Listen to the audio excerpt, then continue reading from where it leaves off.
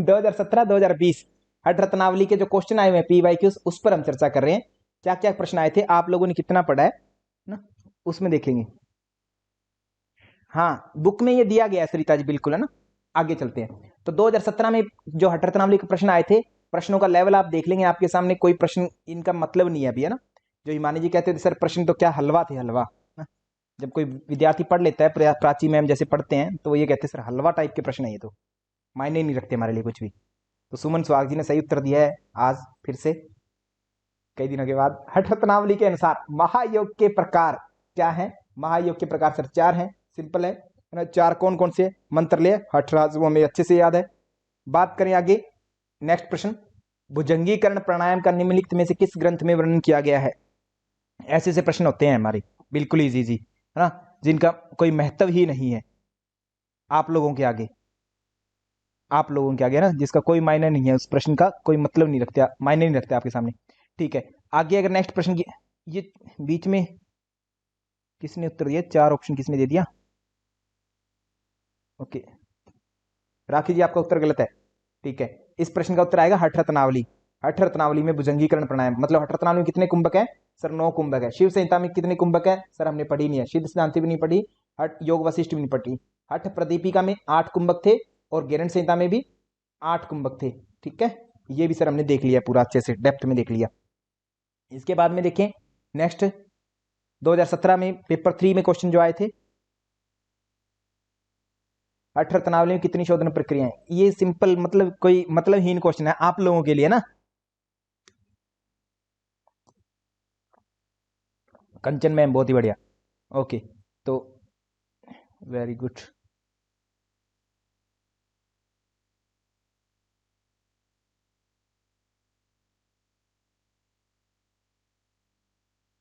Okay, ठीक है, तो आप लोगों को शोधन क्रियाएं याद होंगी, कौन कौन सी है? सभी के सभी? हाँ जी, 8 शोधन क्रियाएं हैं, या तो 6 होती है कहीं किसी किसी बुक में, या फिर 8 होती है। 8 होती है तो अष्टक्रम बोलते हैं उनको हम, 6 होती है तो षटक्रम बोलते हैं। बात कर लेते हैं एक बार 8 कौन कौन सी है। पहले हठ प्रदीपिका में हम चलते हैं। हठ प्रदीपिका की बात करें तो कौन कौन से है? दोतिर, बस्ती, नेति, त्राटकम, दोत्री, बस्ती, नेति, त्राटकम, नौलिकम तथा कपालभाति। अगर किसी को, सुशीला मैम है क्या क्लास में? अगर मेरी सीक्वेंस गलत हो तो मैम ठीक करवा देंगे आप, है ना एक बार। और एक था गेरन संहिता, गेरन संहिता उसमें क्या था? सेम, दोतिर, बस्ती, नेति, त्राटक, ओ सॉरी,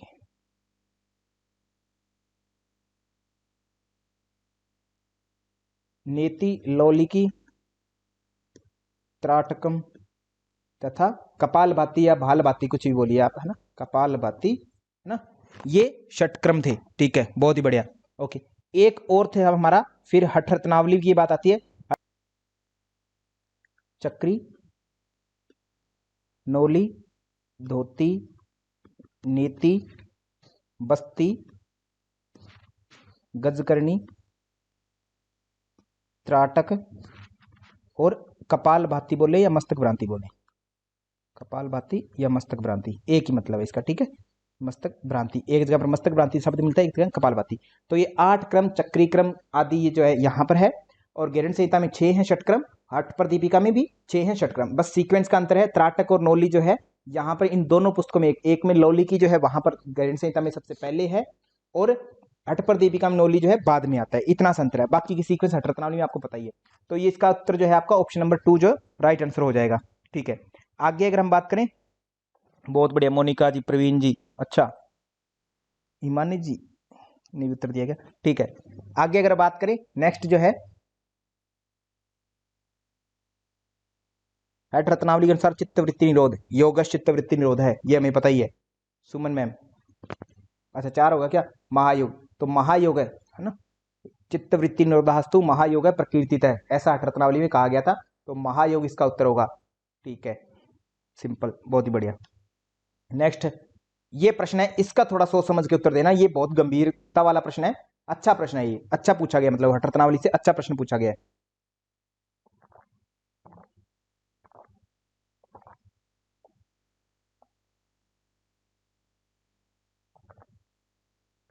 हाँ जी।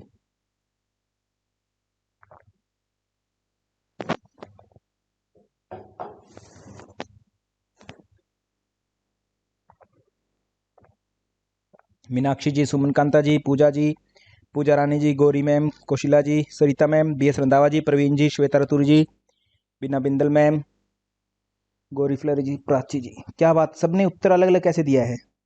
कोई चार घर, अच्छा प्लावनी नहीं है, ठीक है। तो हम देखते हैं एक बार, हठ प्रदीपिका और घेरण संहिता दोनों में देख लेते हैं। हठ प्रदीपिका में कितने कुंभक थे? 8 थे सर। कौन कौन से थे हठ प्रदीपिका में? सूर्य भेदन, उज्जाई, शीतकारी, शीतली तथा भस्त्रिका, भ्रामरी, मूर्छा और प्लाविनी। ये कहाँ के हैं सर? ये हठ प्रदीपिका के हैं, ठीक है। इसके अलावा गेरंड संहिता की अगर हम बात करें, गेरंड संहिता में भी कितने कुंभक थे? 8 थे। आप लोगों को याद होना चाहिए, सहित, सूर्य भेद, उज्जाई, सूर्य भेद मतलब सूर्य उज्जाई, सूर्य भेदी ही है। उज्जाई, शीतकारी नहीं था, शीतली था। शीतली तथा भस्त्रिका, भ्रामरी, मूर्छा और केवली च अष्ट कुंभका, ये शब्द आए थे। इसके अलावा अगर हम देखें, अपना जो मुख्य पुस्तक है अभी जिसकी हम चर्चा कर रहे हैं, हठ रत्नावली की, तो हठ रत्नावली में कितने कुंभक है? HR हठ रत्नावली में कितने कुंभक है? 9 कुंभक है सर। सबसे इंपॉर्टेंट चीज तो इसकी ये है। बात करें तो इसमें श्लोक में इसमें कुंभक कौन कौन से हैं? तो पहला था भस्त्रिका, भ्रामरी, सूर्य भेदोज्जाई, सूर्य भेदी उज्जाई, और इसके बाद में था उज्जाई के बाद में शीतली मूर्छा, शीतली मूर्छा नाम शीतकारम, नाम शीतकारम, केवलश्च अष्टकुंभका, केवलश्च अष्टकुंभका। ये 8 कुंभक में आ गए थे पहले। ये चीज नोट करेंगे, ये चीज मैंने अलग से बताई थी आपको कि टोटल 9 कुंभक है, इसमें कोई संशय नहीं है। 4 5 6 7 और 8, 9 कुंभक है। परंतु श्लोक जब पूरा करते हैं एग्जामिनर, तो वो ये कह देते हैं कि केवलश्च अष्टकुंभका। यहां तक तो 8 कुंभक में आ गए।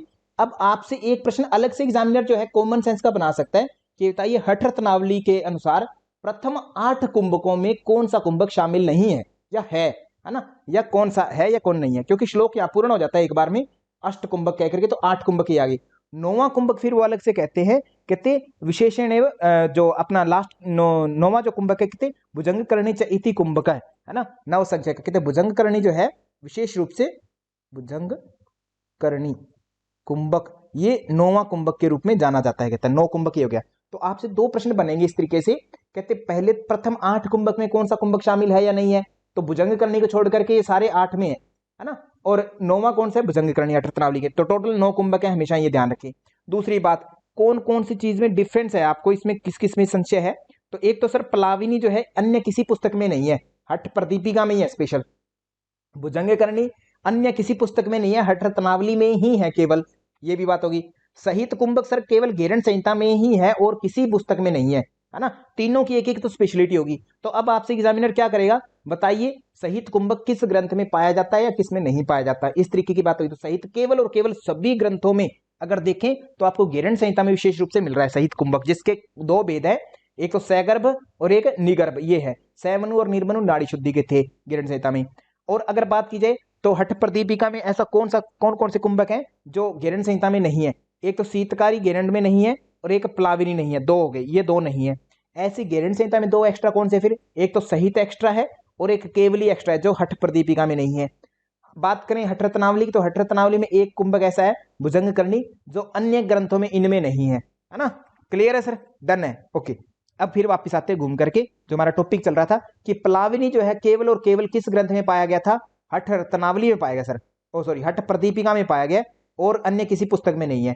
तो इस कारण से सी ऑप्शन हमारा नहीं हुआ। मूर्छा जरूर है, नो प्रॉब्लम, बट मूर्छा के साथ में प्लावनी वाला कूट हमारा सही नहीं बनेगा। तो क्या क्या चीज होगी? ए बी और डी, ये सीक्वेंस हमारी ठीक रहेगी, A B D, A B D. Option number 3 जो है हमारा राइट हो जाएगा। Am I clear sir? Sequence clear होगी ना सभी की? बहुत ही बढ़िया, बहुत ही बढ़िया। हाँ जी, ठीक है, हिमानी जी ने पूरा का पूरा उत्तर लिख दिया, बहुत ही बढ़िया, बहुत ही बढ़िया।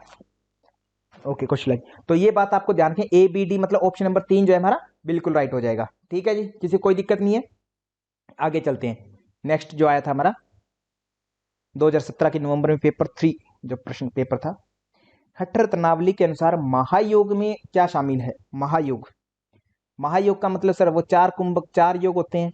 4 योग में सर एक तो मंत्र होता है, एक लय होता है, मतलब ए हमारा रहेगा, ठीक है, एक हठ होता है, एक राज होता है सर, सी रहेगा। प्रत्येक जगह किसी भी ग्रंथ के अनुसार जब भी आपसे महायोग शब्द पूछा जाए तो महायोग का मतलब अपने आप में कोई इंडिविजुअल योग नहीं है, महायोग का मतलब वही 4 योग है ना, वही 4 प्रकार के योग, और उनको चतुरंग योग चतुर्योग भी बोल देते हैं कहीं कहीं पर, है ना, तो वो ध्यान रखेंगे। तो महायोग को 4 योग का एक तरह से ग्रुप है, उन्हीं को महायोग की संज्ञा देते हैं। तो ए और सी होना चाहिए, ए सी जो है हमारा ऑप्शन नंबर 4 में है सर, सिंपल सी बात है, कोई बड़ी बात नहीं है इसमें, ठीक है, ए और सी सिंपल। अठ रत्नावली के अनुसार चतुर्थ जो है हमारा ऑप्शन ठीक हो जाएगा इस प्रश्न का। नेक्स्ट बात करें 2018 के दिसंबर से, अठ रत्नावली में वस्त्र धोती की लंबाई कितनी है? तो ऑब्वियस सी बात है सर 22 हाथ थी। अच्छा, सुमन कांता मैम बहुत ही बढ़िया, सरिता मैम, राखी शाह जी, मोनिका सांगवान जी, किरण विश्वकर्मा जी, किरण सैन जी, कंचन तिवारी जी, कौशिला जी, प्राची भट्ट, पूजा रानी जी, गौरी मैम, सुमन सुहाग जी, सरिता जी, प्रिंस भार्गव जी, प्रवीण जी, बीना जी, मनीषा जी, मीनाक्षी मैम, सुमन कांता जी, ओके, वेरी गुड, बहुत ही बढ़िया, ओके, ठीक है जी। तो वस्त्र धोती की लंबाई की अगर बात करें तो हठ प्रदीपिका में भी आती है वस्त्र धोती, गेरंड संहिता में भी आती है वस्त्र धोती। गेरंड संहिता मौन है, कुछ विशेष श्लोक में प्रयोग नहीं करते हैं शब्द, बट हठ प्रदीपिका और गेरंड संहिता में दोनों में लगभग लंबाई सेम ही मानते हैं हम, लगभग 15 फुट, 15 हाथ, 15 हाथ है, जिसको अगर फुट में कन्वर्ट करें तो 22.5 22.5 फुट जो है हमारी क्या हो जाती है, लेंथ हो जाती है वस्त्र धोती की। और हठ रत्नावली की बात करें तो यहां पर लेंथ कितनी कही गई है, 20 हाथ या हाथ बोली गई है। तो 20 हाथ इज इक्वल टू क्या हो सकता है कल को 30 फुट, ये भी ध्यान रखेंगे। ये तो वस्त्र धोती की लंबाई होगी। चौड़ाई की अगर बात करें तो चौड़ाई कितनी है सर, प्रत्येक ग्रंथ में चौड़ाई जो है हमारा मुंह जितना है, 4 अंगुल जितना है, हम मुंह पर उंगली रखेंगे तो 4 अंगुलियां पूरी आ जाती है, तो 4 अंगुल के लगभग ही चौड़ाई होती है हर जगह, ज्यादा होगी तो वो बैंड हो जाएगी ना, तो 4 अंगुल चौड़ाई कही गई है, ठीक है, ओके, हमेशा प्रत्येक ग्रंथ में, इसमें कोई चंचल नहीं है। तो इस प्रश्न का राइट आंसर अपना ऑप्शन नंबर 1 रहेगा। बहुत ही बढ़िया सभी बच्चे, जबरदस्त, गौरी मैम बहुत ही बढ़िया, ओके, सरिता कुमारी जी, सुमन कांता जी, ठीक है, हाँ, तो 20 हाथ है, 30 फुट है, ये इनमें जरूर भेद रखेंगे ना, ठीक है, आगे चलें। नेक्स्ट प्रश्न, ये थोड़ा सा काफी गंभीरता वाला प्रश्न है, इसको ये समझदारी वाला प्रश्न है, अच्छा प्रश्न बनाया, मतलब एग्जामिनर ने टफ लेवल का प्रश्न बनाया है।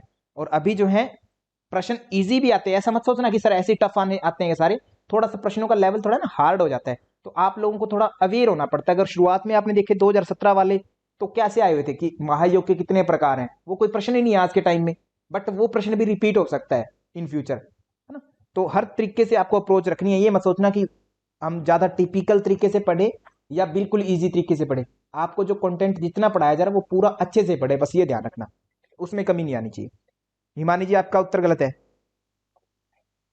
श्वेता रतुरी जी आपने 4 ऑप्शन दिया, बहुत ही अच्छा। कौशिला जी, सरिता प्लिष्ट जी, गौरी जी, बी एस रंधावा जी, ठीक है, सुमन कांता मैम, मीनाक्षी मैम, मीनाक्षी जी उत्तर दीजिए, इसका क्या हो सकता है? बबीता निरानिया जी है, Sushila ji, Bina Bindal ji, doctor Poonam ma'am, doctor Poonam, Monika Sangwan ji, Dhairya ji या प्राची जी, प्राची भट्ट, मीनाक्षी जी टी, ओके, चलो देखते हैं क्या हो सकता है। तो धोती क्रम की बात करें तो धोती के पहली बात तो आपको याद होगा, धोती सर वही लाभ थे जो हठ प्रदीपिका वाले थे। तो हठ प्रदीपिका में क्या लाभ थे सर वो बता दो। हठ प्रदीपिका में धोती के क्या लाभ थे, कास श्वास प्लीह कुष्ठम, कास श्वास प्लीह कुष्ठम और कफ रोगांश विंशति, ये थे सर, है ना सारे, तो वही सेम लाभ थे। और धोती की लंबाई हठ रत्नावली में 20 हाथ, हठ प्रदीपिका में 15 हाथ बताई गई, चौड़ाई दोनों में 4 अंगुली है। तो धोती क्रम के लिए कास श्वास प्लीह कुष्ठम ऐसा कहीं भी मिल रहा है क्या? ये मिल गया सर, एक का 3 होगा। तो ए का 3 सर कहां पर है ऑप्शन में? देखो अब एग्जाम में, सपोज एग्जाम में बैठे और ये क्वेश्चन ऐसे होते हैं जो टाइम ज्यादा लेते हैं और ज्यादा टाइम कंज्यूम करने के बाद भी इसकी गारंटी नहीं होती कि आपने उत्तर सही टिक किया है नहीं किया। तो इसके लिए आप लोगों को ये थोड़ी सी 2-4 चीजें जरूर ध्यान रखें हमेशा, जो नए विद्यार्थी हैं, कि ए का 3 ये कन्फर्म है, आप 100% कन्फर्म है ना? तो इसमें आप एक काम करिए कि कौन सा नहीं हो सकता। ए का 3 सर यहां पर नहीं है, ऑप्शन नंबर 2 में ए का 3 नहीं है, एक में नहीं है, तो इनको एक्सक्लूड कर दीजिए एग्जाम में बैठे बैठे तुरंत, कि ये दो तो मेरे गारंटेड है कि नहीं होंगे, इसकी गारंटी होगी, 50-50 लाइफ रहेगी। अब बाकी पर अगर हम चर्चा करें तो देखेंगे कि बी का भी 5 है, सी में डिफरेंस है, डी में डिफरेंस है, ई में डिफरेंस है, तो बी को न देख करके हम सीधा सी डी ई में चेंज देखेंगे। तो सी बस्तीकरण है। बस्ती क्रिया कहां की है सर? बस्ती हमारी गुदा मार्ग से संबंधित है, मतलब बड़ी आंत से संबंधित है। तो बड़ी आंत या गुदा मार्ग के रोग कौन से होते हैं? भगंदर, बवासीर, फिस्टुला, ये ऐसे ऐसे रोग बताए गए थे ना, गुदा की सफाई आदि ये बताए गए थे। तो अर्श रोग जो होते हैं वो बस्ती क्रम में ही होते हैं, है ना? ठीक है। गुलम प्लीहा ये भी शायद बस्ती में ही होते होंगे, क्योंकि ये दोनों के दोनों चक्री और आपके बस्ती दोनों के दोनों गुदा रोग से संबंधित है। तो इसमें कंफर्म अगर नहीं हो रहा तो सबसे पहले जो बस्ती है इसमें क्या होंगे आपके? गुलम और प्लीहा रोग किसमें आगे? बस्ती में आगे सर। मतलब सी का जो है 4 हो जाएगा। तो सी का जैसे ही आपका 4 होगा, ऑप्शन सी का आपको 4 करेंगे तो इसका मतलब सी का 1 नहीं होगा। तो सर इतने में ही आप अगर एग्जाम में कंफर्म है, पहली बात ये ध्यान रखना कंफर्म होना चाहिए। कंफर्म है तो इस 3 को डिलीट कर दीजिए सर तुरंत, ठीक है? तुरंत डिलीट कर दीजिए अगर कंफर्म है तो। अगर कंफर्म नहीं है तो इसको ऐसे ही हाईलाइट रखिए। अब इस प्रश्न को अगर देखते हैं आगे, फिर से हम आगे देख रहे हैं इसको। हाँ, तो बात की जाए इस प्रश्न की, बस्ती का गुलम हुआ।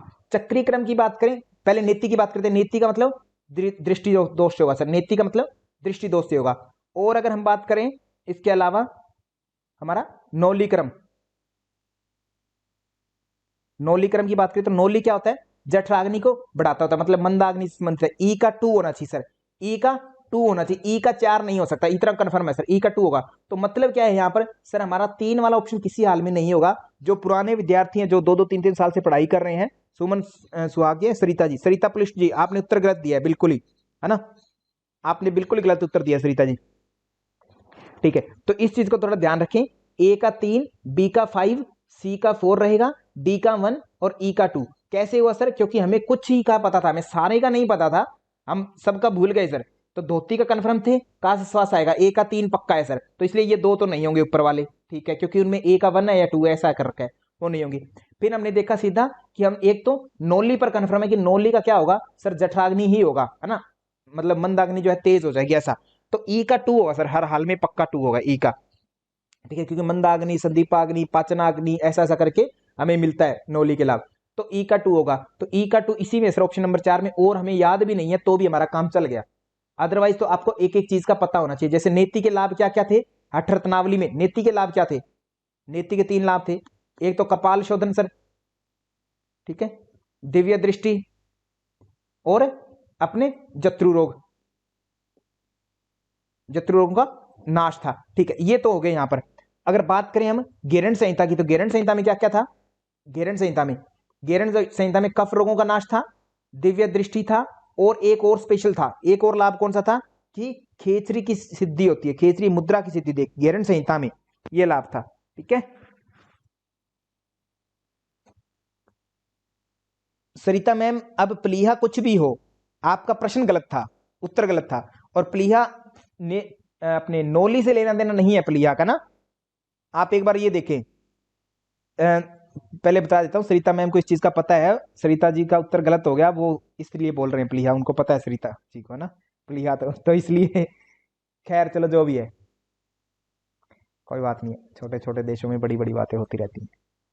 आगे बात करें, नेक्स्ट जो है हमारा जून 2019 का प्रश्न।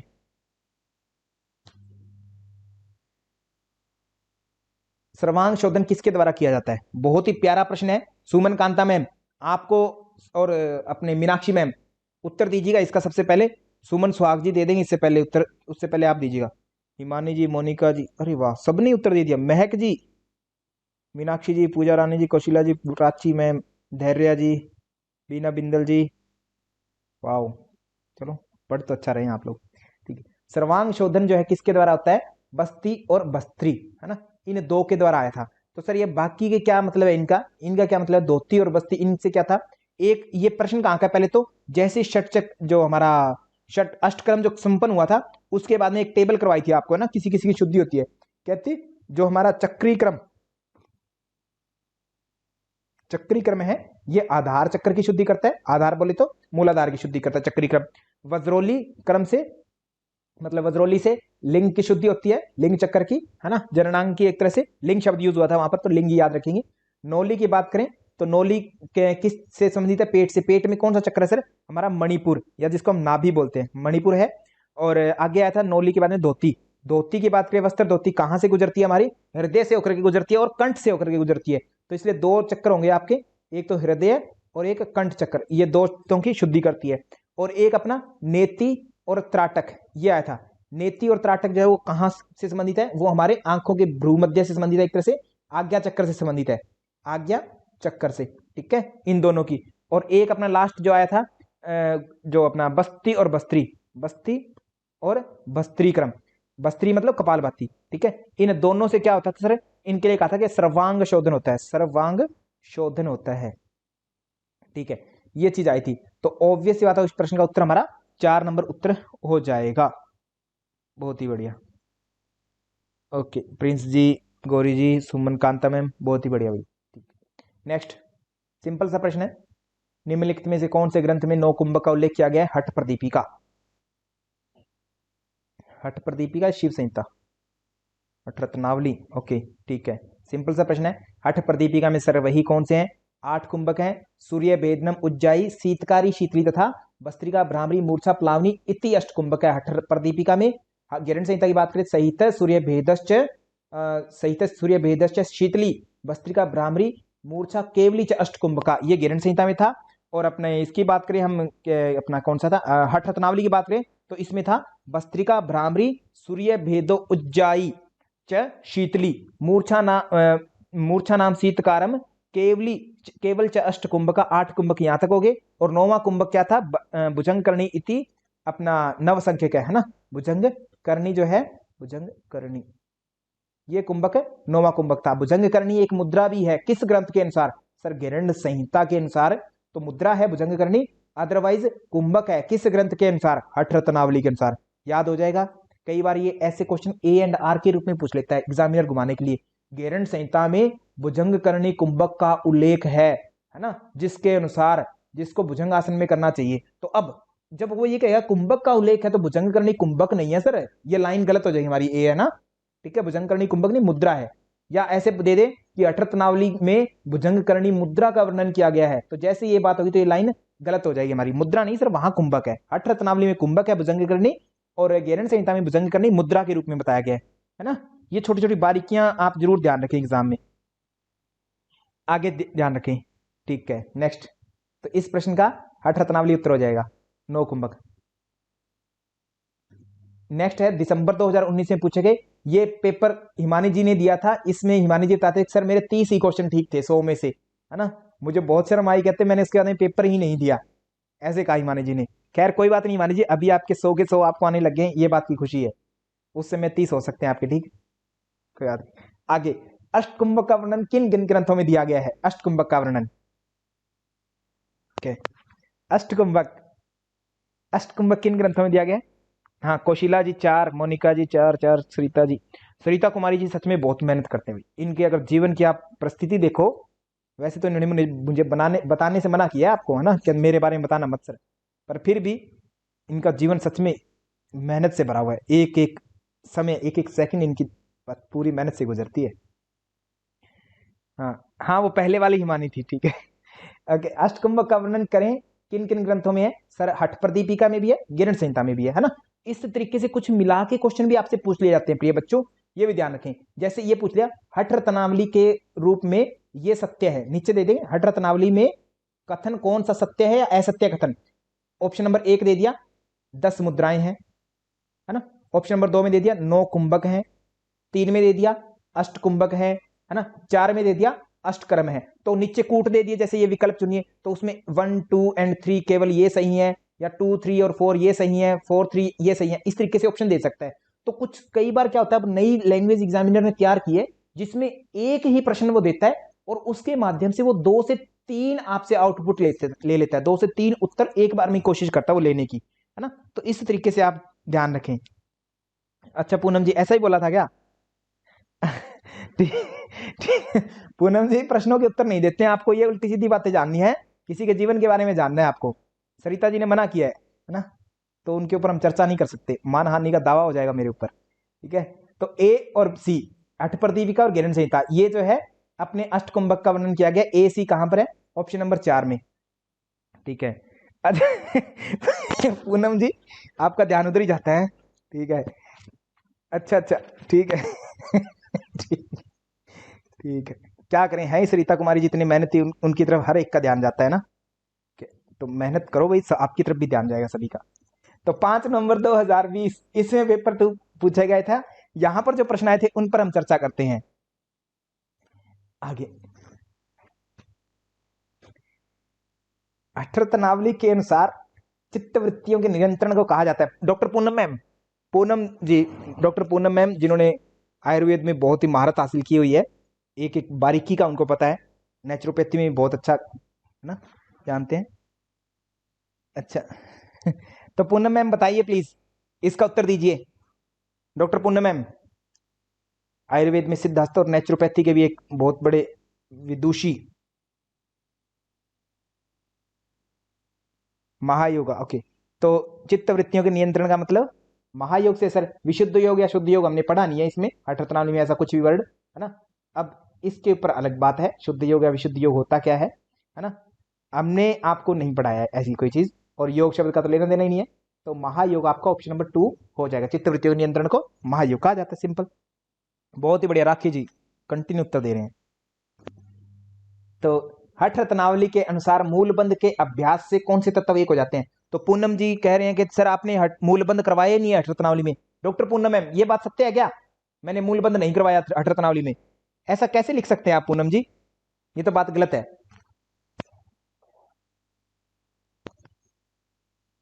अच्छा नहीं करवाया। तो पूनम जी आपको एक बात बोली थी कि ये मुद्राएं जितनी भी है सारी की सारी आप लिखेंगे क्या?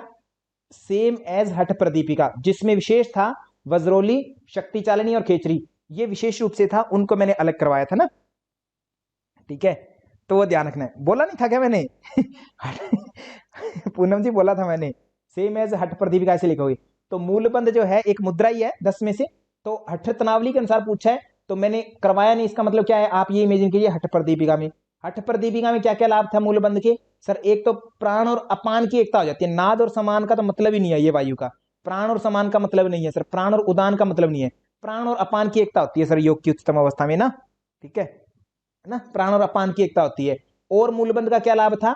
और अगर मूलबंध की हठ प्रदीपिका के अनुसार बताइए सभी।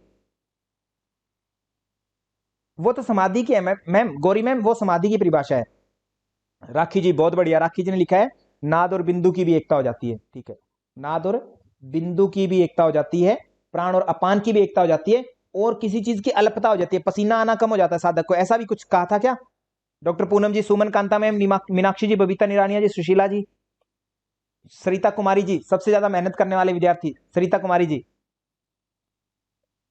हाँ मल मूत्र की अल्पता हो जाती है, मल मूत्र की अल्पता हो जाती है, और कुंडली कहते ब्रह्म नाड़ी से कफ फट करके कहते कुंडली का जागना आदि हो जाता है, ऐसी भी बात कही गई थी, है ना। तो ये चीज ठीक है। तो ये अब आपको जब ये कह दिया ना कि सेम एज हठ प्रदीपिका, तो समझ लो वो पूरा पक्का ही हठ प्रदीपिका की कॉपी है, एक भी शब्द दाएं से बाएं नहीं,